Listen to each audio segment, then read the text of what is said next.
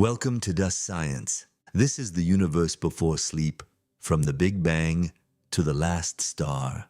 It is night. The world around you has grown still, and the sounds of the day have slowly faded away. Somewhere outside, the sky is dark and wide, full of something older than anything you have ever seen. You do not need to go anywhere tonight. You only need to rest.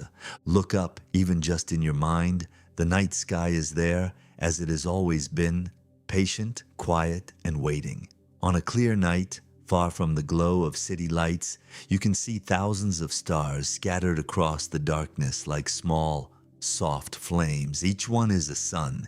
Each one is impossibly far away. And yet, their light still finds its way to you. There is something deeply calming about the night sky. Perhaps it is because it reminds us that we are small. Not in a frightening way, but in a gentle way. The kind of small that feels like relief. The kind that lets you set down whatever you were carrying today and simply breathe. For thousands of years, people have looked up at these same stars. Before cities, before electricity, before books and calendars and clocks, our ancestors lay beneath the open sky and watched the stars move slowly overhead. They gave them names, they told stories about them. They used the stars to find their way across oceans and deserts, to mark the seasons, and to understand the passing of time. And tonight, without even trying, you are part of that same long, quiet tradition. The stars you can see tonight are not all the same distance from you. Some are close in cosmic terms, just a few dozen light years away. Others are hundreds of light years distant, and a few of the faint ones, the ones you can barely make out at the edge of your sight, may be so far away that their light began its journey long before the world looked the way it does now. You are seeing the past stretched softly across the sky. This is one of the most extraordinary things about looking at stars. You are never seeing them exactly as they are right now. You are always seeing them as they were, years, decades, centuries, or even thousands of years ago. The night sky is a kind of memory, a slow, quiet memory made of light. Our galaxy, the Milky Way, contains hundreds of billions of stars, and beyond it, in the observable universe, there may be trillions of galaxies. These are numbers far too large to hold in your mind all at once, and that is perfectly all right. You do not need to understand everything tonight. You only need to rest and listen, and let the universe be as large as it wants to be. Because the strange and beautiful truth is this: even inside all that vastness, even across all those billions of light years, you are here, on a small, warm planet, tucked into the arm of a quiet galaxy, letting your eyes grow heavy. And somehow, that does not have to feel lonely. It can feel like belonging.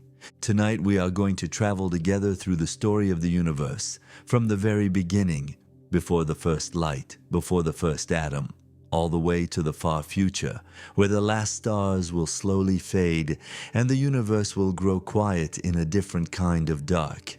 But there is no hurry. The universe took nearly 13.8 billion years to reach this moment, and it will keep going long after tonight. So for now, let your body soften, let your breathing slow, let the weight of the day settle down quietly beneath you. The story of everything is about to begin.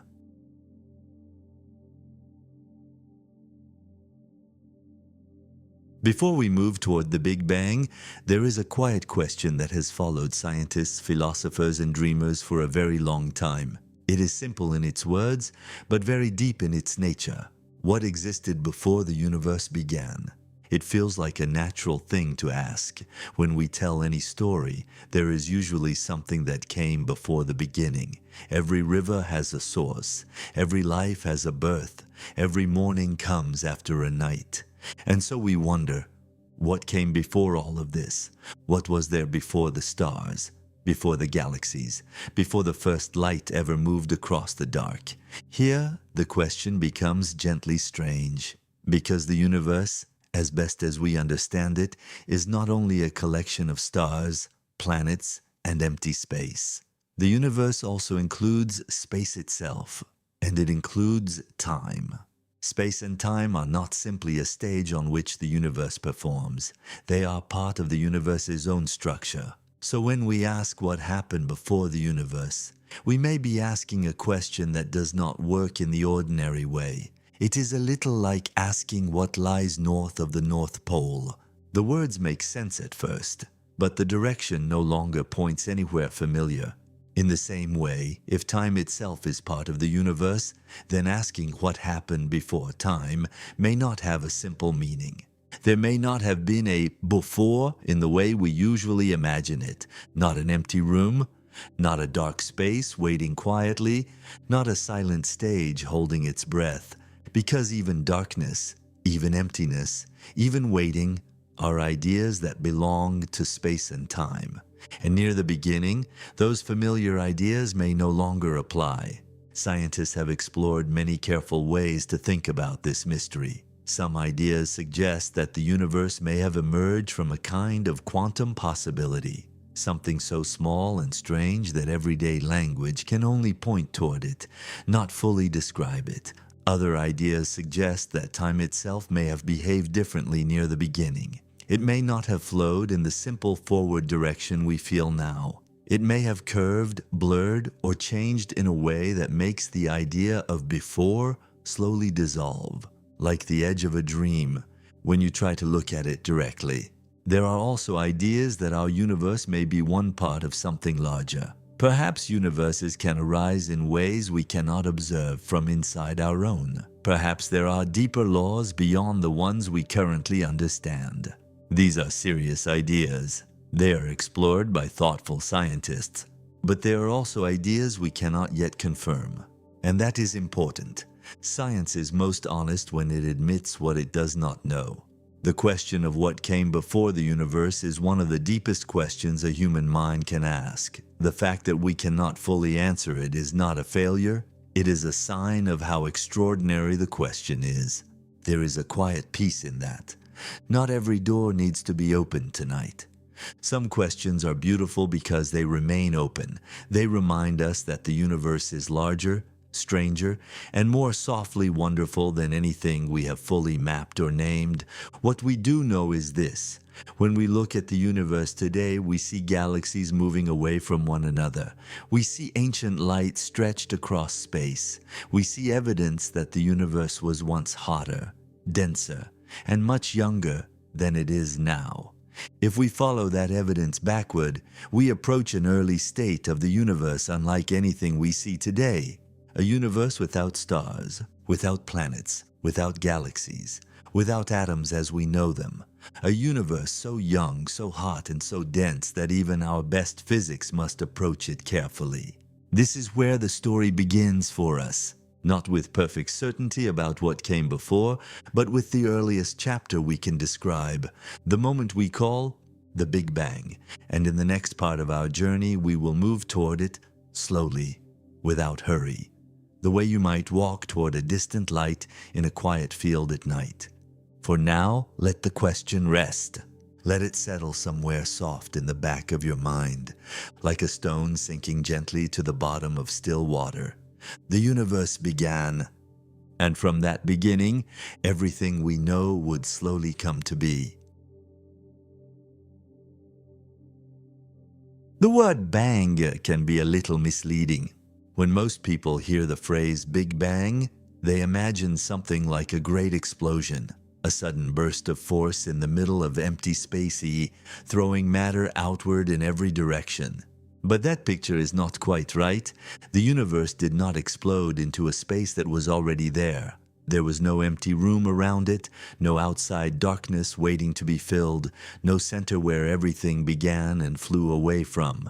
Instead, the Big Bang is the name we give to the early expansion of the universe itself. Space was not simply holding the universe. Space was part of the universe.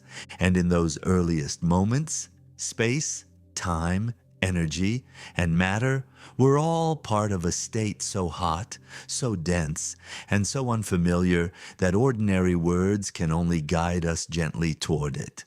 What happened next was not an explosion into something. It was expansion. Space itself began to stretch. Distances began to grow. The universe became larger, not from one special point, but everywhere at once. There was no center to this expansion. If you could somehow have existed anywhere in that very early universe, you would have seen distant regions moving away from you, but not because you were at the center. There was no center in the usual sense. You would have seen this because the space between everything was increasing.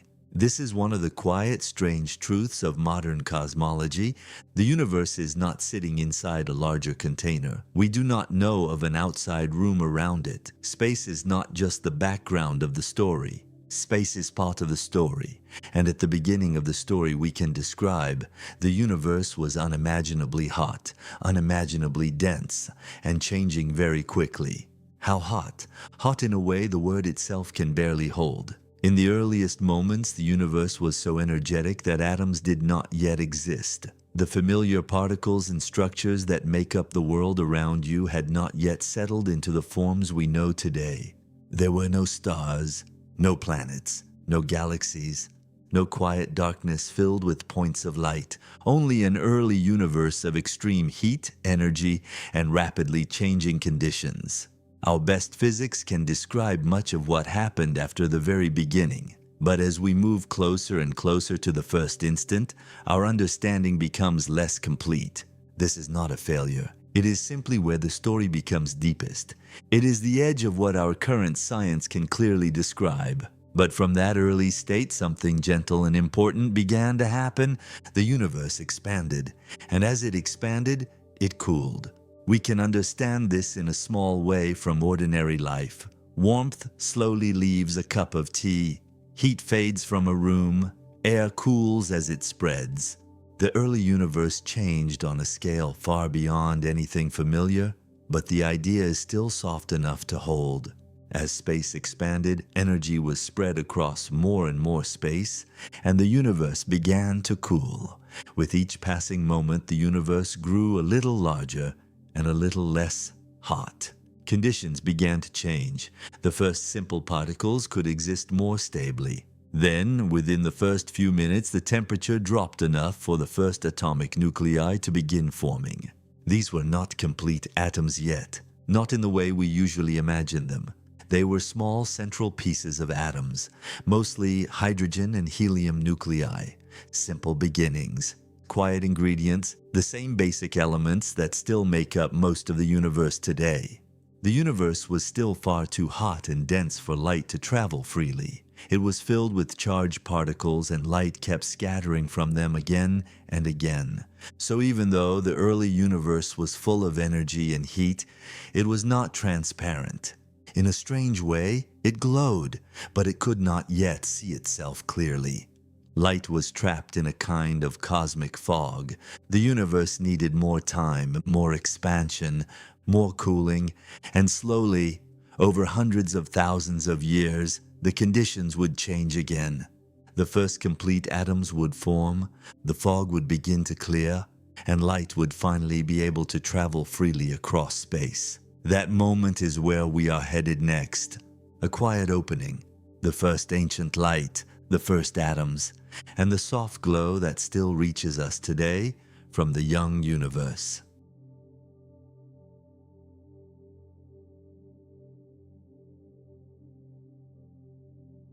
For 380,000 years, the universe expanded in a state of bright, impenetrable heat. Light existed. It was everywhere, but it could not travel freely. Every time a particle of light moved through that early universe, it struck a charged particle, scattered, and tried again. It was like moving through the densest fog imaginable, only the fog itself was made of energy. Light was not absent. It was simply trapped. The reason comes down to something simple. The early universe was filled with the raw ingredients of atoms, protons, electrons, helium nuclei, but not yet with atoms themselves. Atoms are neutral, balanced structures. But the early universe was too hot for that balance to hold. Electrons moved too quickly to settle beside atomic nuclei.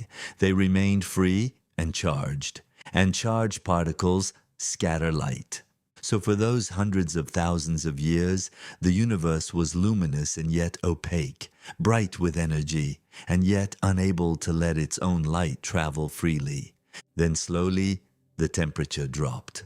Not all at once, not like a switch being turned off, more like a season changing so gradually that you barely notice it, until one day, everything feels different. As the universe cooled, electrons began to slow. They could finally settle into place around nuclei, and across the universe quietly and almost everywhere at once the first complete neutral atoms formed. Mostly hydrogen, some helium, tiny traces of lithium.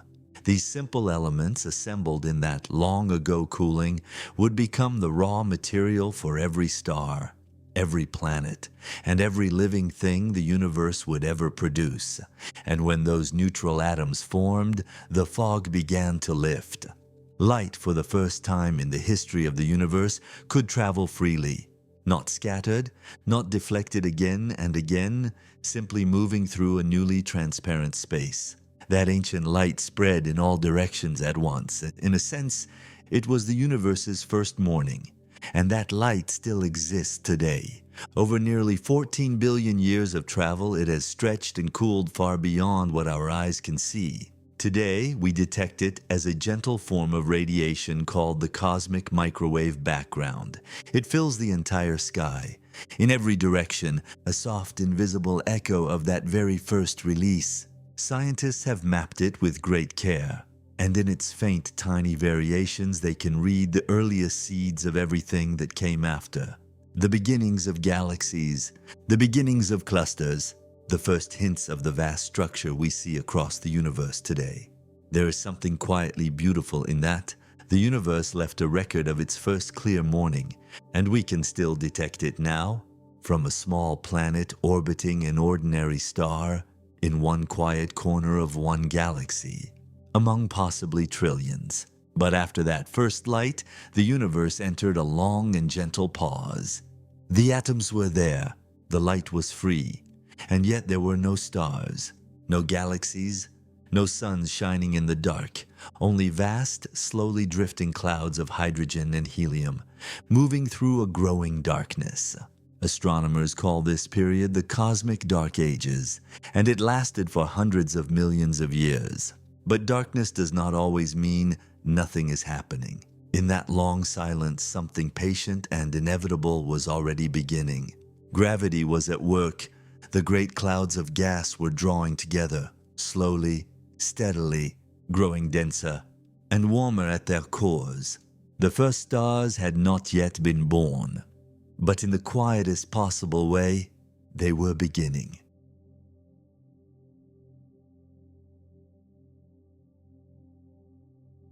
For hundreds of millions of years, the universe drifted in a deep, unhurried quiet. There were no stars, no galaxies, no suns shining in the dark, only vast, slowly moving clouds of hydrogen and helium, and the patient, invisible pull of gravity drawing them, little by little, together. Gravity is never in a hurry. It works across enormous distances and enormous stretches of time, quietly, persistently, always drawing mass toward mass. In the darkness after the first light, some regions of gas were slightly denser than others, only slightly, almost imperceptibly. But in the universe, even a small difference can matter. A slightly denser region pulls in a little more gas. Then it becomes denser still. Then it pulls in even more. Slowly, over millions of years, great clouds began to gather and collapse inward under their own weight. At their centers, the gas grew denser, and as it compressed, it grew warmer. Pressure built deep inside. The darkness remained silent, but within it, something new was preparing to happen. Somewhere in that ancient dark, a threshold was crossed. At the center of a collapsing cloud, the temperature and pressure became high enough for hydrogen to begin fusing together. Tiny particles joined, a small amount of mass became energy, and for the first time, a star was born. It is difficult to imagine how beautiful that moment must have been. After hundreds of millions of years without stars, the universe received its first points of light. Not gentle stars like many of the ones we see today. These first stars, which astronomers call population 3 stars, were likely very different. They formed from almost pure hydrogen and helium without the heavier elements found in later generations of stars. Because of this, many of them may have grown enormous. Some may have been far more massive than our sun. They were likely hot, bright, powerful, and short-lived. A star like our sun can burn steadily for billions of years. But some of these first great stars may have lived for only a few million years before reaching the end of their lives. Still, in those short lives, they changed the universe forever. Deep inside their cores, fusion was creating new elements. Hydrogen became helium, helium could become carbon.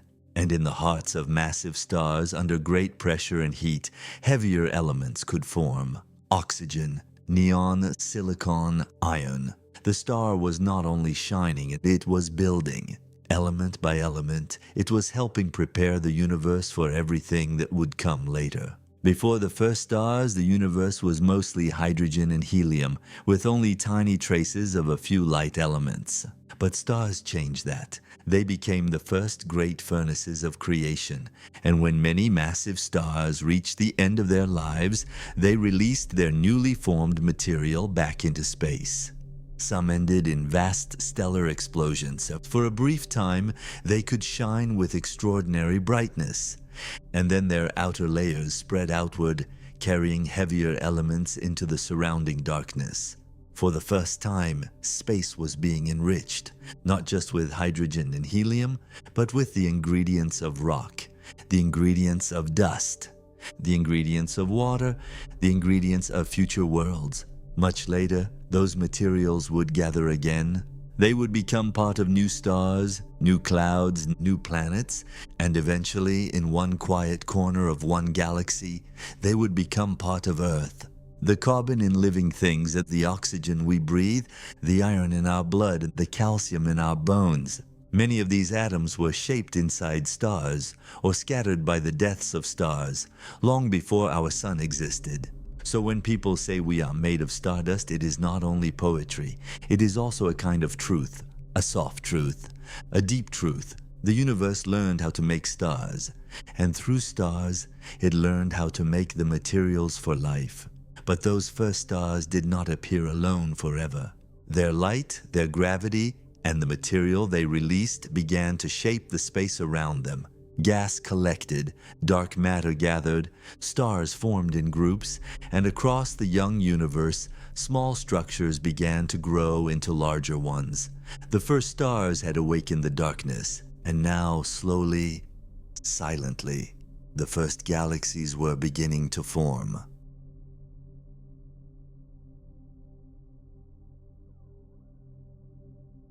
The first stars did not remain alone. Even as they burned in the early darkness, gravity was working on a far larger scale. It was not only pulling gas into stars, it was drawing entire regions of space into long filaments, dense knots, and slowly growing structures, larger than any single star could ever be. Much of the matter helping to shape those structures was invisible. We call it dark matter. It is a simple name for something deeply mysterious. Dark matter does not shine. It does not give off light. It does not seem to absorb light in the way ordinary matter does. And yet, its gravity is real. We cannot see dark matter directly, but we can see the way it shapes galaxies, bends light, and guides the motion of stars. In the young universe, dark matter helped form an invisible framework across enormous distances. A kind of hidden cosmic web. Ordinary matter, hydrogen, helium, and the heavier elements scattered by the first dying stars slowly fell into that framework. Gas collected in the deepest regions as stars formed, more gas gathered, and slowly across the darkness, galaxies began to form, not all at once, not perfectly shaped from the beginning. The earliest galaxies were likely small, irregular, and restless, young collections of stars and glowing gas held together by gravity. Some drifted close to others and merged. Then the larger result met another, and another. Over millions and billions of years, small structures became larger ones. A galaxy, in its simplest form, is an island. An enormous island of stars, gas, dust, and dark matter, held together by gravity, drifting through the wider universe. Some galaxies contain only a few million or a few 100 million stars. Others contain hundreds of billions. Some may contain even more. The distances between galaxies are so vast that even light, moving at the fastest speed the universe allows, can take millions of years to cross from one to another. As the universe matured, galaxies began to take many shapes. Some became spirals, wide rotating disks with graceful arms curving outward from bright central regions. In those arms, new stars could continue to form from clouds of gas and dust. Other galaxies became ellipticals, soft, rounded gatherings of older stars, often shaped by long histories of mergers. Calmer in appearance, older in feeling, and some galaxies remained irregular, uneven, turbulent, still being shaped by nearby neighbors, by gravity, by motion, and by time. Every galaxy carries a memory of what has happened to it, a quiet record written in stars.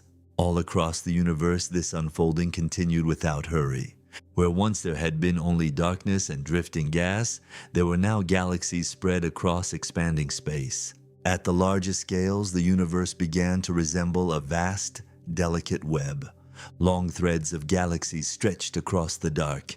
Clusters gathered where those threads met, and between them were immense, quiet voids, regions with far fewer galaxies, opening like great dark spaces in the cosmic pattern. It is difficult to imagine a structure so large, and yet it grew from simple beginnings. Gravity, time, gas, dark matter, and the first stars, lighting small regions of the early dark. Among all those galaxies, one began to grow in an ordinary part of space. It formed slowly over billions of years. Gas gathered, stars were born, other smaller systems merged with it, and little by little it became a large barred spiral galaxy, with a glowing center and wide arms turning slowly through space. It was not the largest galaxy, not the brightest, not the oldest, but it is the one we belong to. We call it the Milky Way, and in the next part of our journey, we will come closer to home. From the great web of galaxies and to one quiet galaxy, one small star, and one small world beneath the night sky.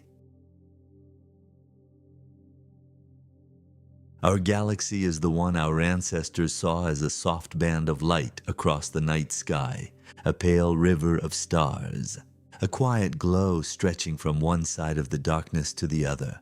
Today, we call it the Milky Way. The Milky Way is a barred spiral galaxy.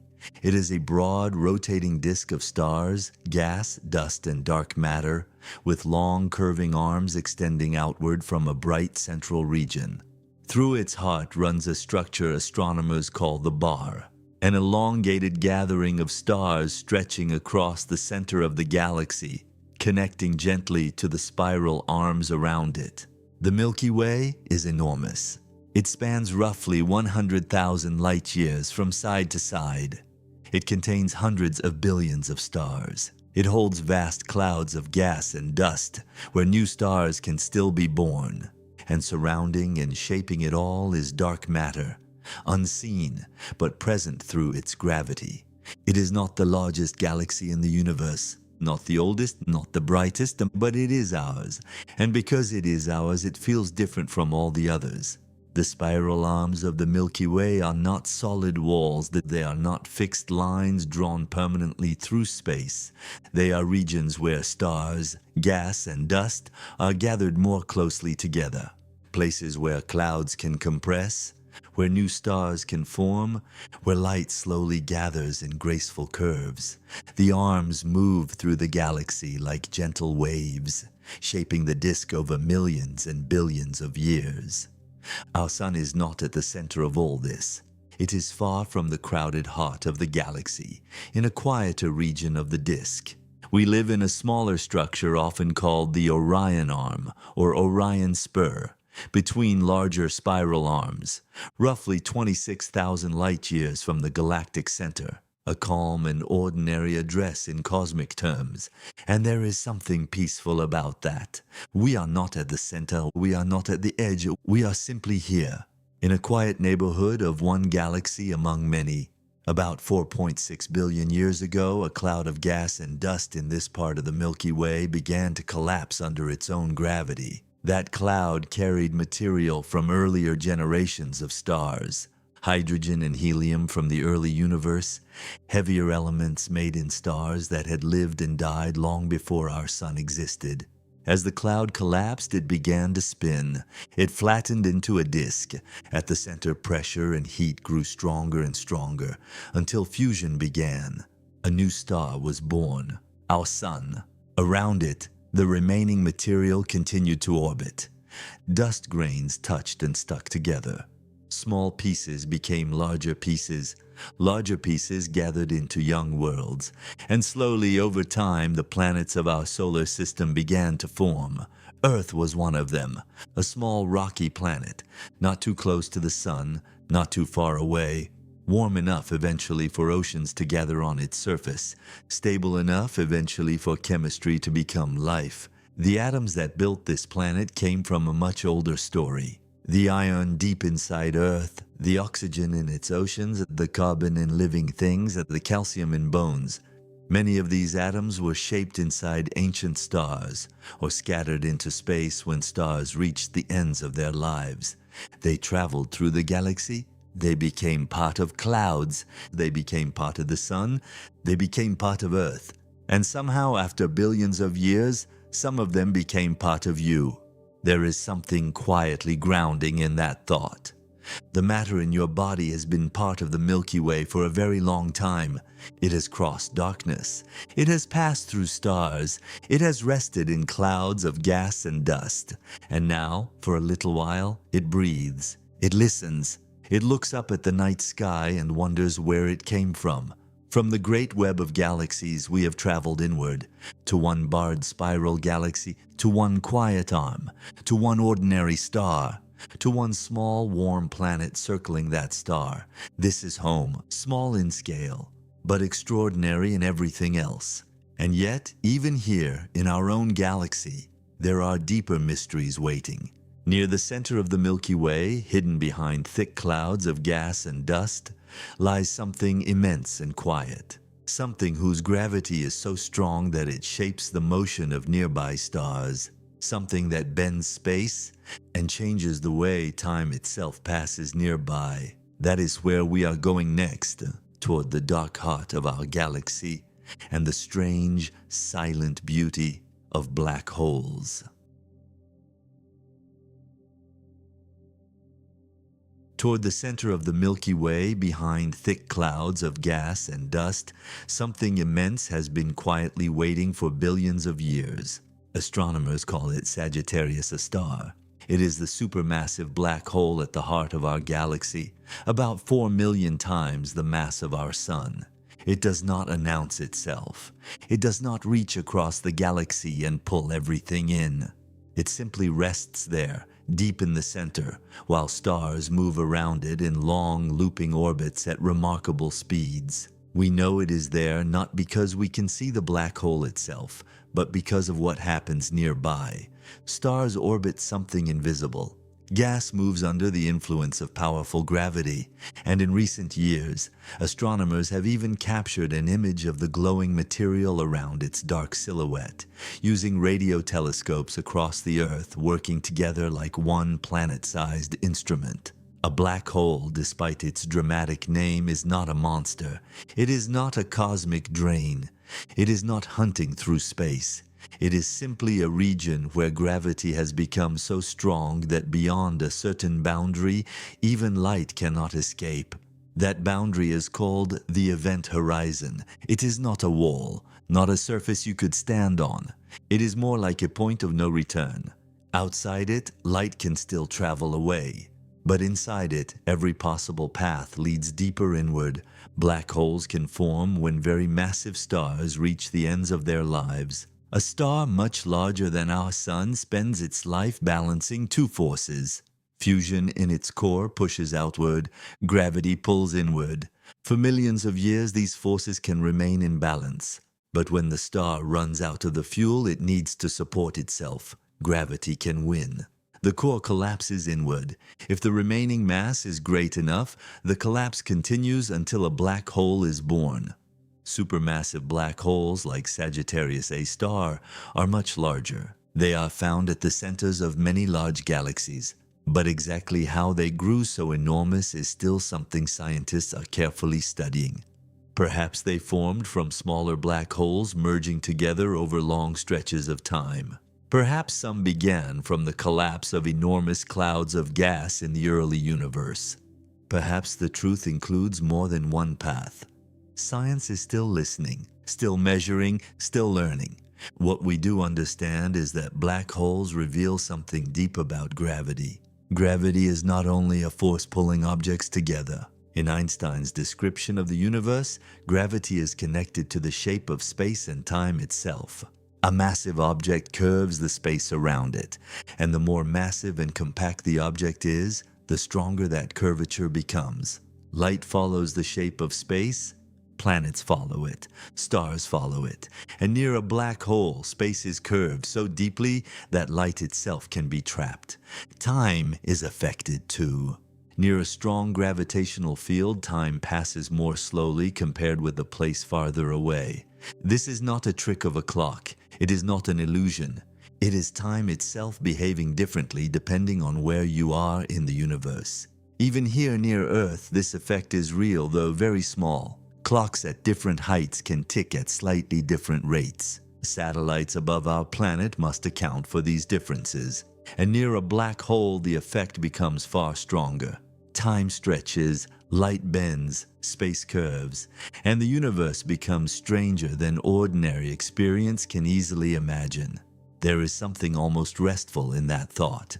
Time is not a rigid thing. It is not a perfect ticking sound behind the universe. It bends with gravity. It moves with the shape of space. It is part of the same deep fabric that holds stars, galaxies, and black holes. Black holes are often described as endings, but they're also part of the universe's long story. They shape galaxies. They teach us about gravity. They show us where our understanding becomes quiet and humble. And in the very far future, long after many stars have faded, black holes may be among the last great structures remaining. But that is the story waiting just ahead, a journey far beyond the present, beyond our sun, beyond the Milky Way as we know it, into the deep future, where the last stars slowly fade and the universe grows quiet once again.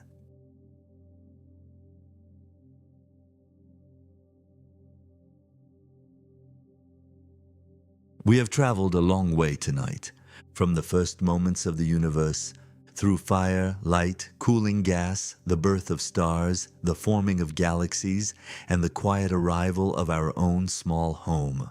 And now, gently, we step further forward, not into the past, but into the future. A future so distant that the numbers begin to feel less like mathematics and more like poetry.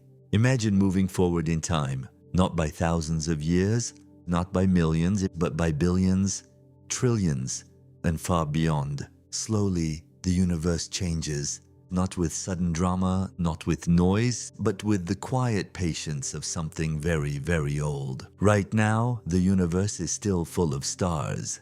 Galaxies shine across the darkness, each holding vast numbers of suns. Some stars are young and blue, some are older and golden. Some are small, dim, and red, burning gently in the quiet. But this abundance will not last forever.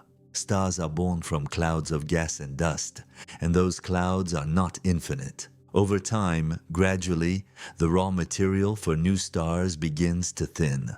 Star formation does not stop all at once. It slows, like a river growing quiet after the rain has ended. Galaxies that once glowed with the birth of new stars become calmer. New stars become rarer. The universe, which has spent so long creating light, begins to enter something like a long evening. The largest stars go first. They burn brightly and intensely, using their fuel quickly. Some live only a few million years. Then they reach the ends of their lives, collapsing, exploding, or leaving behind dense remnants. Neutron stars, black holes, white dwarfs, quiet remains of stars that once burned with great power. But the smaller stars live much longer. The red dwarfs, humble and dim, barely noticeable beside larger stars, may become some of the most enduring lights in the universe. A small red dwarf can burn for trillions of years, perhaps even longer. Its light is not bright. It does not blaze. It simply continues. A small, steady ember in the deep of space. And so in the very far future, these may become the last stars. Small, cool, red, burning slowly in the dark. Not dramatic, not magnificent in the way great blue stars are magnificent, but patient, present, still glowing long after most of the universe has grown colder and darker around them. One by one, across spans of time almost impossible to imagine, even the red dwarfs begin to fade. Their fuel is not endless. Slowly, so slowly, each one dims. The light grows softer, then softer still, and then peacefully it is gone. No sudden ending, no final explosion, just a quiet dimming, like a candle that is burned all the way down. What remains after the last stars fade is not emptiness in a frightening sense. It is more like a deep stillness. White dwarfs drift through the dark, cooling slowly, releasing the last of their warmth into space. Neutron stars remain, small and dense, turning silently in the distance. Black holes stay for far longer than almost anything else. Patient, vast, quiet. They do not hurry, they have no reason to. And over timescales so enormous that they dwarf even the long lives of the stars, theory suggests that black holes may very slowly lose energy, almost unimaginably slowly, and eventually, perhaps even they will fade, leaving only the faintest traces of what once was. It is not a sad ending, not exactly. It is simply the natural breath of something immeasurably large. The universe has never been in a hurry. It expanded, it cooled, it formed stars, it built galaxies, it made worlds, it made oceans, it made life, and then, slowly, it begins to rest. So we arrive in our imagination at a universe that has grown very quiet. The great fires have dimmed. The long, bright age of stars has gently closed. What surrounds us now is ancient and still, a darkness that is not empty, but resting, and this is where we will go next. Into that final quiet, into the deepest, softest dark the universe has to offer. And there, perhaps, we will find the most peaceful place of all to rest.